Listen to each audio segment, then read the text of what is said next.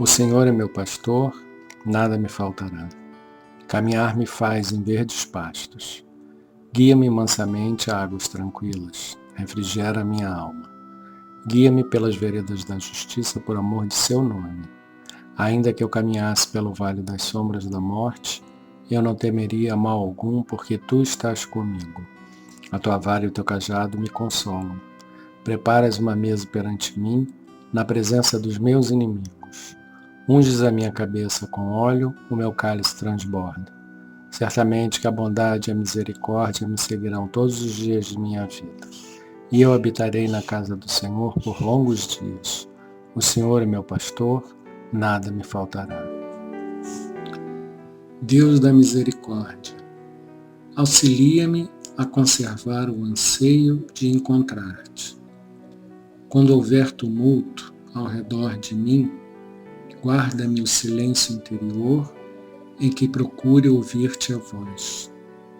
Se algum êxito me busca, deixa-me perceber a tua bondade sobre a fraqueza que ainda sou. Diante dos outros, consente, Pai, que te assinale o infinito amor, valorizando-me a insignificância através daqueles que me concedam afeto. Se aparecerem adversários em meu caminho, faze-me vê-los como sendo instrumentos de trabalho, dentre aqueles com que me aperfeiçoas. Na alegria, induz-me a descobrir-te a proteção paternal, estimulando-me a seguir para a frente. Na dor, fortalece-me os ouvidos para que te escutem os chamamentos de paz. E, quanto mais possa conhecer em minha desvalia os recursos iluminados do oceano de mundos e de seres que construístes no universo, concede-me, Deus de misericórdia, que eu tenha a simplicidade da gota d'água, que se sente tranquila e feliz, porque se vê capaz de refletir-te a luz no brilho eterno da criação. Pai nosso que estás no céu, santificado seja o vosso nome. Venha a nós o vosso reino. Seja feita a vossa vontade, assim na terra como no céu. O pão nosso de cada dia nos dai hoje. Perdoai as nossas ofensas, assim como nós perdoamos a quem nos tem ofendido. Não nos deixeis cair em tentação e livrai-nos do mal. Amém. Ave Maria, cheia de graça, o Senhor é convosco. Bendita sois vós entre as mulheres. Bendito é o fruto de vosso ventre, Jesus. Santa Maria, Mãe de Jesus, rogai por nós, pecadores, agora e na hora de nossa morte. Amém. Saudamos a Trindade Divina, Pai, Espírito Santo e Espaço Virgem. Saudamos o Cristo, Filho unigênito do Pai. Saudamos o amor divino, força que cria, mantém e renova todo o universo. Pedimos, Pai, por todos os seus filhos que vivem neste planeta, encarnados e desencarnados. Pedimos pela paz no mundo, entre povos e nações. Pedimos pelos mais necessitados, que o seu amor possa atender às suas necessidades. Pedimos pelas crianças do mundo e, em especial, por aquelas que não têm um lar para morar e uma família para amar e serem amadas. Pedimos por todos que ajudam a Creche Santa Clara e os programas sociais da CFA. Da sabedoria do Evangelho de Torres Pastorino, o Samaritano. Lucas, capítulo 10, versículos 25 a 37.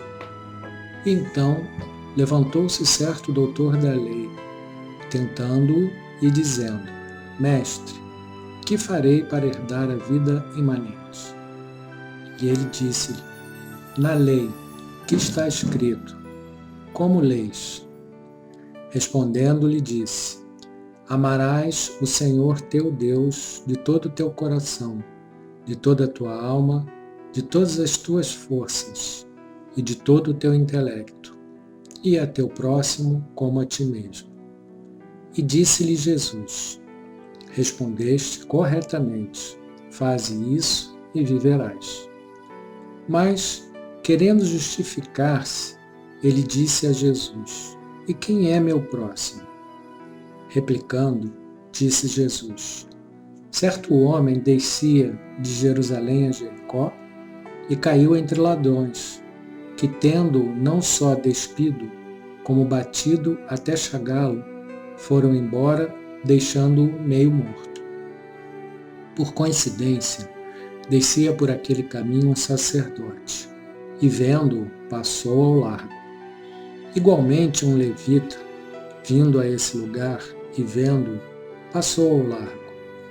Certo samaritano, porém, viajando, chegou junto dele e, vendo-o, teve compaixão. E, aproximando-se, enfaixou-lhe as feridas, derramando sobre elas azeite e vinho, e colocando sobre seu jumento, levou-o a uma hospedaria e cuidou dele. E no dia seguinte, tirando 2 denários, deu-os ao hospedeiro e disse: cuida dele, e o que quer que gastes a mais, eu te pagarei no meu regresso. Qual destes 3 te parece ter se tornado o próximo do que caiu entre ladrões? Respondeu-lhe: o que teve misericórdia para com ele. Disse-lhe Jesus: vai também tu fazer do mesmo modo. A lição é de extraordinária beleza em sua simplicidade. Como tantas outras vezes, o doutor da lei quer tentá-lo. Sua pergunta visa iniciar uma discussão.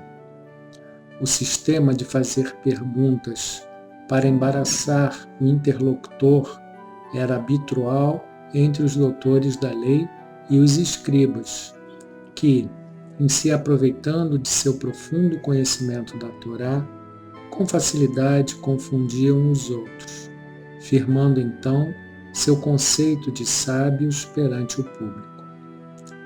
Para ganhar terreno logo de início, Jesus inverte os papéis e responde com nova pergunta, exatamente dentro do campo que, para o doutor, era o mais fácil, o da Torá. Que diz a Torá? Mas, a fim de evitar longas citações, limita o que deseja como resposta. Como lês, isto é, como a entendes em suas palavras escritas? A resposta é pronta e clara. Jesus aprova plenamente a resposta e aconselha o indagador a cumprir o que disse.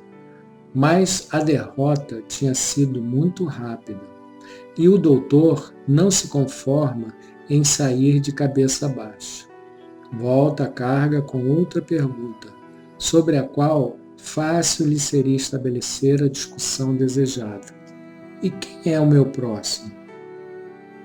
Para os israelitas, próximos eram os pais, os filhos, os parentes, os da mesma religião e os da mesma raça. Os pagãos e samaritanos não constituíam o próximo, mas o adversário. Ao invés de permanecer no terreno teórico, fácil de provocar controvérsias interpretativas, Jesus passa à prática, com uma parábola. Coloca o caso num homem sem esclarecer se é judeu ou pagão. Não lhe importa a nacionalidade nem a religião. Vem então a situação de fato. Ele descia de Jerusalém para Jericó. A estrada era árdua e íngreme e atravessava regiões desertas, para além do Monte das Oliveiras. Fácil ser atacado por salteadores de estradas, numerosos naquela época, que se aproveitavam dos viajantes solitários. O homem foi envolvido por um desses bandos E tiraram-lhe tudo, até a roupa do corpo, deixando-o nu e, além disso, o cobriram de pancadas, largando-o ferido. Estava esboçado o quadro. Agora chegam as personagens para estabelecer os confrontos. A primeira é um sacerdote, cujo ofício lhe impunha o amor aos semelhantes e o socorro aos necessitados. Mas ele olha o desgraçado ferido e nu e não quer complicações. Dá uma volta para passar o mais longe possível. Ora, o sacerdote, tanto quanto o levita, deviam conhecer o preceito da lei. Se encontras o boi do teu inimigo ou seu asno perdido, o levarás a ele. E se vês o asno do teu inimigo caindo sob o fardo, não te abstenhas, ajuda-o a descarregá-lo. Se esses eram os preceitos para com asnos e bois, certamente se referiam aos próprios seres humanos, fossem amigos ou inimigos. Mas os dois se afastaram.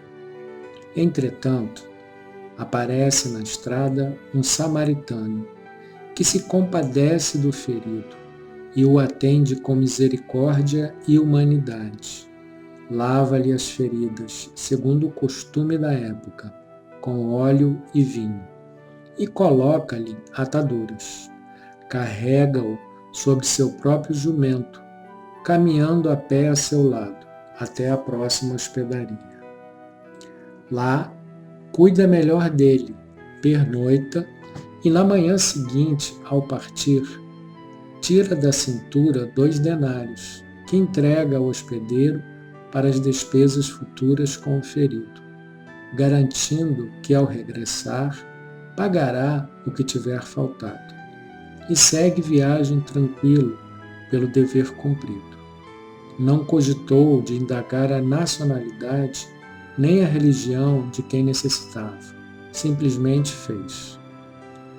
Terminada a parábola, muito psicologicamente, Jesus não lhe retira o significado moral. Deixa esse encargo ao doutor, obrigando-o a pronunciar-se categoricamente, passando de inquisidor a inquirido. Qual dos 3 foi próximo do ferido? A resposta veio sincera e correta, mas teria sido muita humilhação reconhecer que o samaritano tinha sido superior ao sacerdote e ao levita de sua religião. Então responde: o que teve misericórdia com ele. Aqui Jesus encerra a discussão com a superioridade do mestre que ensina. Já havia tomado essa posição depois da primeira pergunta: faz isso e viverás. E agora insiste: age do mesmo modo. Podemos interpretar esta lição como uma indicação do caminho que a criatura percorre na Terra. Inicialmente, o homem se lança ao mundo, numa viagem que baixa suas vibrações, descendo do mundo espiritual à personagem terrena. No caminho, encontra-se com numerosos e variados percalços que o maltratam e ferem, como ladrões de sua paz e salteadores de sua espiritualidade, os quais o reduzem à situação de frangalho humano, a um ser decaído na condição de incapaz de reagir e vencer o jogo das sensações desregradas e das emoções descontroladas. O intelecto perde a sua ação e fica paralisado, sem capacidade para compreender nem raciocinar. O que primeiro chega a seu lado para a recuperação é um representante das escolas sobrecarregadas de preceitos humanos, inventados e impostos à humanidade, como princípios e dogmas. O resultado de sua atuação é ironicamente salientado: passar de largo, o mais longe possível dos realmente necessitados. Falam, mas não agem. pregam, mas não realizam, ensinam, mas não praticam, utilizam a voz, mas não as mãos. Em conclusão, o desejoso de espiritualidade fica na mesma, sem ter como modificar seu estado, amargando as dores e suportando as aflições do seu estado. O segundo, com o que deparam os feridos da vida, é o levita, descrente da ação dos dogmáticos que não atenuaram a sua sede íntima, coloca nos aliados a esperança de recuperação. Outra desilusão soma-se à primeira. Seus companheiros também passam ao largo quanto aos problemas profundos. Não resolvem as dificuldades íntimas, nada trazem de novo. E, de tudo despojado, caído em sua romagem terrena, a vítima sofre, calada, o choque de retorno kármico dos seus erros. Para socorro eficiente e acerto na direção a tomar, só alguém que já esteja desperto e iluminado na senda. Com o óleo balsâmico do alívio e o vinho espiritual das interpretações reveladoras dos mestres, vem o primeiro e essencial reconforto para as feridas das emoções e esclarecimento para as dádivas do intelecto. As feridas são, então, enfaixadas com o amor envolvente, que o destacam do mundo, e o próprio mestre assume sobre si uma parte do karma da vítima, carregando e levando a uma escola iniciática, onde o deixa para recuperar-se, servindo de fiador daquele espírito. Daí por diante, reconfortado e iluminado, esclarecido e refeito física e intelectualmente, estará apto a caminhar com seus próprios pés. Daí a grande e preciosa ordem de Jesus aos seus discípulos: vai tu fazer o mesmo. Isto é, percorre as estradas do mundo e socorre, com tuas próprias mãos, e derrama tua própria paz como óleo reconfortante, e despeja o vinho do teu próprio conhecimento espiritual, e enfaixa com as ligaduras amorosas do teu próprio coração, e assume sobre teu corpo a responsabilidade kármica, e serve tu mesmo de fiador de quantos encontrares aflitos, angustiados, feridos, inertes, caídos, desprezados e desesperados em tua peregrinação pela face do planeta sofredor. Esta a verdadeira lição. Se fora somente socorrer os corpos literalmente feridos, poucas ocasiões teríamos de pô-la em prática. Mas com a interpretação espiritual, sabemos que haverá centenas ou milhares de ocasiões de realizar o preceito do Mestre.